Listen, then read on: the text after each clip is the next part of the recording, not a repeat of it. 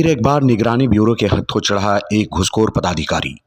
PhD के घूसखोर accountant को धर दबोचा गया। लोक स्वास्थ्य अभियंत्रण के कार्यपालक अभियंता के सहरसा स्थित कार्यालय में तैनात लेखा पदाधिकारी करुणानिधि सौरभ को निगरानी की टीम ने 56,000 रुपये घूस लेते दबोचा है। दरअसल मुजफ्फरपुर के रहने वाले मणिभूषण कुमार उर्फ टुन्नू सिंह ने निगरानी ब्यूरो के पास उसकी शिकायत की थी।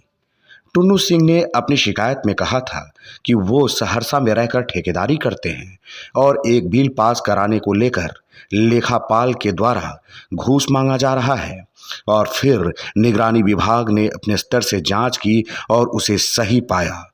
इसके बाद आज निगरानी की टीम ने एक्शन लिया और लेखा पदाधिकारी को 56,000 रुपये घूस की रकम के साथ रंगे हाथ गिरफ्तार कर लिया गया।